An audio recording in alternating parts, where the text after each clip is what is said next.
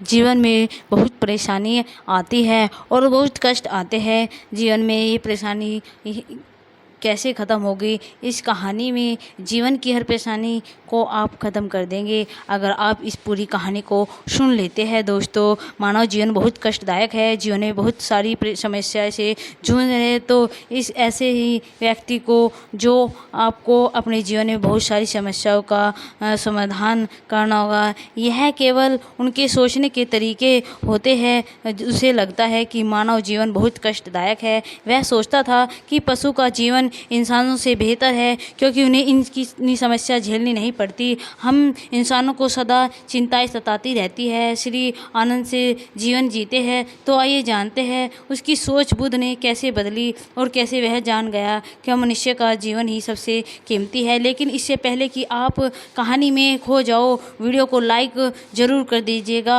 और बिना किसी देर के शुरू करते हैं। दोस्तों, एक व्यक्ति एक मार्ग में बहुत तेज़ी से आगे बढ़ रहा था। अभी अचानक वह दूसरे व्यक्ति से टकरा गया। इस पर वह दूसरा व्यक्ति क्रोधित होकर कहता है, अरे जानवर हो क्या, तुम्हें दिखाई नहीं देता? एक सांड की तरह से लगातार आगे बढ़ते जा रहे हो। इस तरह पर पहला व्यक्ति कहता है, काश आप जो कह रहे हैं वही सत्य होता, लेकिन दुर्भाग्यवश मैं एक मनुष्य हूँ। उसे पहले व्यक्ति के मुख से यह सुनकर उस दूसरे व्यक्ति को क्रोध शांति हो गया। वह उससे पहले व्यक्ति से कहता, लगता है तुम बहुत दुखी हो, वरना सौभाग्य की बात को दुर्भाग्य ना कहते, क्योंकि एक इंसान का जन्म पाना तो बड़े ही सौभाग्य की बात है। मनुष्य का जीवन बड़ी कठिनाइयों से मिलता है और तुम हो कि एक जानवर होना चाहते हो। तभी वह पहला व्यक्ति कहता है, मित्र, क्या आपने कभी किसी जानवर को आत्महत्या करते हुए देखा है? क्या आपने कभी किसी जानवर को किसी दूसरे जानवर को धोखा देते हुए देखा है? क्या आपने किसी जानवर को अपने अतीत या फिर अपने भविष्य के लिए परेशान होते हुए देखा है? ऐसे में मनुष्य का जीवन भला सौभाग्य की बात कैसे हो सकती है? इससे अच्छा तो पशुओं का जीवन ही है। हम मनुष्य तो पशुओं की भी गुजरे हैं। उससे पहले व्यक्ति की यह सारी बातें सुनकर वह दूसरा व्यक्ति कहता है, लगता है तुम बहुत दुखी हो, तुम्हारे जीवन में बहुत बड़ी समस्या आ पड़ी है। यदि ऐसा है तो तुम्हें इसका समाधान महात्मा बुद्ध के पास मिल जाएगा, तो वहाँ जाओ। तभी पहला व्यक्ति कहता है कि वह कौन है? क्या कोई साधु है, महात्मा है, मुनि, पंडित? अगर आप इनमें से कोई भी मेरी मदद नहीं कर सकता। ऐसा कोई लोगों से मिल चुका हूँ और इनके पास मेरी समस्या कोई समाधान नहीं है। इस पर वह दूसरा व्यक्ति कहता है, इनमें से तो नहीं है, लेकिन वह क्या है यह भी नहीं जानता। बस मैं इतना ही जानता हूँ कि जो भी उनके पास जाता है उनकी सभी समस्याओं का समाधान वही बड़ी सफलता से कर देता है। जो भी उनके पास आता है वह अपने साथ वहीं पर छोड़कर चला जाता है। उसे दूसरे व्यक्ति की बात सुनकर पहले व्यक्ति को लगता है कि उसे भी महात्मा बुद्ध से मिलना चाहिए। उनसे उस दूसरे व्यक्ति से कहता है, ठीक है भाई, अगर तुम कहते हो तो मैं एक बार उनसे भी मिल लेता हूँ, उन्हें भी देख लेता हूँ। आखिर ऐसी क्या बात है जो लोगों की समस्या समाधान बड़ी सरलता से कर देते हैं? इतना कहकर वह व्यक्ति अगले ही दिन महात्मा बुद्ध से मिलने के लिए निकल पड़ता है। लगातार 3 दिन की यात्रा करने के बाद आखिरकार वह महात्मा बुद्ध के पास पहुंच जाता है। वह महात्मा बुद्ध के करीब पहुंचा तो उसने देखा कि महात्मा बुद्ध अपने सभी शिष्यों को उपदेश दे रहे थे। महात्मा बुद्ध कह रहे थे कि इस पृथ्वी पर उपस्थित हर किसी का जीवन बहुत ही कीमती है, परंतु मनुष्य जीवन अनमोल है। इसका उपयोग कर मनुष्य जीवन के उच्चतम शिखर तक पहुँच जाता है और इसी मनुष्य के जीवन का कारण हम मनुष्य पशुओं के नीचे भी आ सकते हैं। महात्मा बुद्ध का यह उपदेश समाप्त होता है। वहाँ पर जो भी लोग बैठे हुए थे वही वहाँ से चले गए। तभी यह व्यक्ति महात्मा बुद्ध के करीब पहुँचा और वह महात्मा बुद्ध से को प्रणाम करके कहता है, बुद्ध, आप कहते हैं कि हम मनुष्य का जीवन अनमोल है। आखिर हम मनुष्य के जीवन में ऐसी क्या बात है? हम मनुष्य के जीवन में कीमती जैसी क्या बात है? हम चिंता करते हैं, परेशान रहते हैं, हम अपने भविष्य के लिए हमेशा चिंतित रहते हैं। ऐसे ही हजारों प्रकार की समस्याएं हम मनुष्य के जीवन में चलती रहती है। लेकिन आप क्या जाने, आप तो एक साधु है, आपने तो यह सारी चीज़ें त्याग दी और इसलिए शायद आप यह सारी बातें बड़ी आसानी से कह देते कहते हैं, मुझे तो यही लगता है कि मनुष्य का जीवन बहुत ही कठिन है, इसे हम समाप्त कर लेना चाहिए। आपने कभी किसी मनुष्य को देखा है, ना तो वह चिंतित करते हैं, ना ही किसी तरह की तकलीफ़ होती है, ना ही कोई परेशानी रहती है, और तो अपना जीवन मौज मस्ती से जीते हैं। ना ही उन्हें अपने भूतकाल की चिंता होती है, और न ही भविष्य काल की, किसी को धोखा देते हैं और न ही किसी से शिकायत करते हैं। वह तो बस अपना जीवन जीते रहते हैं। और वहाँ पर दूसरी तरफ हम मनुष्य का जीवन कठिन, इसका उल्टा है। मुझे तो यही लगता है कि मनुष्य का जीवन पशु के जीवन से भी बेहतर है। मनुष्य जीवन एक श्राप है जो हमें मिला है। ऐसे में आपको मनुष्य जीवन ऐसी क्या विशेष नज़र आता है जो आप लोगों को झूठ बोलते रहते हैं कि हाँ, मनुष्य का जीवन बहुत कीमती है, बहुत मूल्यवान है। इस दौरान महात्मा बुद्ध उस व्यक्ति की सारी बातें ध्यानपूर्वक सुन रहे थे और उसकी मनोदशा को समझ रहे थे। आखिर में महात्मा बुद्ध मुस्कुराते हुए उस व्यक्ति से कहते हैं, भला तुम अपने जीवन में संघर्ष भाग रहे हो, यदि तुम संघर्ष करोगे ही नहीं तो जीवन सफल कैसे बनेगा। और जब तुम संघर्ष करोगे तो तुम्हारा जीवन दूसरे जीवन के अधीन हो जाता है। अगर और फिर हम दूसरों के अनुसार ही चलना पड़ता है, इसलिए हमें अपने जीवन के लिए संघर्ष तो करना ही पड़ता है। महात्मा बुद्ध के मुख से यह सुनकर वह व्यक्ति बहुत आश्चर्य में पड़ गया। उसने तुरंत ही महात्मा बुद्ध को प्रणाम किया, उनके चरणों में जा गिरा और उनसे कहने लगा, बुद्ध, आपको कैसे पता चला कि मैं अपने जीवन में संघर्ष के भाग रहा हूँ और उनसे बचना चाहता हूँ। मेरे जीवन में जब भी कोई समस्या खड़ी होती है तो मैं उसका समाधान नहीं कर पाता, बल्कि मैं इसे छोड़कर भाग जाना चाहता हूँ। आगे महात्मा बुद्ध उसी व्यक्ति से कहते हैं, तुम्हें लगता है कि पशुओं का जीवन हमसे लाख गुना अच्छा है, क्योंकि वह अपना जीवन खुद समाप्त नहीं कर सकते, क्योंकि वह किसी को धोखा नहीं देते और ना ही आने वाली भविष्य की चिंता करते हैं।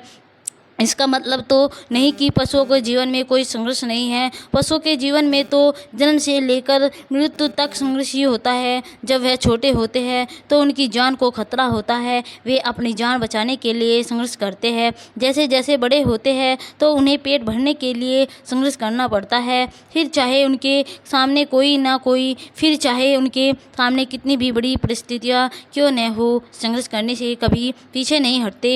लेकिन हम मनुष्य छोटे छोटे संघर्ष को डर जाते हैं। अगर हम उन पशुओं की तरह अपने जीवन में संघर्ष करने लगे तो मनुष्य का जीवन अपने आप ही सफल हो जाएगा। इतना कहकर संघर्ष अगर एक मनुष्य जीवन में कर ले तो वह तो चाहता है, वह कर सकता है, उसे पा सकता है। और जबकि इतना संघर्ष करने के बाद भी वह पशु अपने जीवन में कुछ भी नहीं कर पाता। है वास्तविकता तो यही है कि बिना संघर्ष के कोई जीवन ही नहीं है। संघर्ष के हमारा जीवन चल ही नहीं सकता। फिर चाहे कोई राजा हो या भिखारी हो, सबके जीवन में संघर्ष होता है। जो भी इस परिस्थितियों के खिलाफ संघर्ष नहीं करता, फिर चाहे वह मानव हो या पशु, उसको नष्ट होना तय है। इस पर वह व्यक्ति कहता है, हे बुद्ध, क्या आप मुझे कोई ऐसी चीज़ दे सकते हैं जिससे मेरे जीवन के सारे संघर्ष हमेशा हमेशा के लिए मुझसे दूर हो जाए। मेरी सारी चिंताएं, सारी समस्याएं, सारी परेशानी हमेशा हमेशा के लिए ख़त्म हो जाए। मेरा जीवन हमेशा हमेशा के लिए सुखमय बन जाए।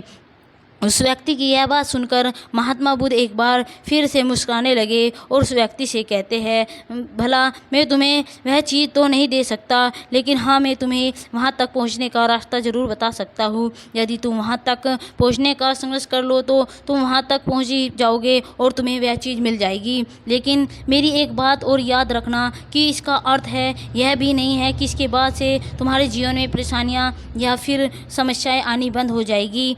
तुम्हारे जीवन में परेशानी और समस्याएं तो आती ही रहेगी, लेकिन उनका प्रभाव तुम पर बहुत कम हो जाएगा। तुम्हारे जीवन में दुख और सुख समस्याएं तो आएगी, लेकिन वह तुम्हें छू नहीं पाएगी। और ऐसी अवस्था में चाहे तुम कोई भी कितना भी दुख देने का प्रयास करे, तुम्हें चाहे कोई कितना भी धोखा देने का प्रयास क्यों न करे, तुम्हें कभी भी धोखा नहीं मिलेगा। सब कुछ तुम्हारे पास ही होगा, लेकिन फिर भी वह तुमसे दूर रहेगा। महात्मा बुद्ध की यह बात सुनकर व्यक्ति महात्मा बुद्ध के सामने दोनों हाथ जोड़कर महात्मा बुद्ध से कहता है, हे बुद्ध, बताइए वह चीज़ क्या है और जो मुझे मिलेगी, मैं उस चीज़ को पाने के लिए कुछ भी कर सकता हूँ। मैं अपना पूरा प्रयास कर लूँगा, लेकिन उस चीज़ को हासिल कर ही दम लूँगा।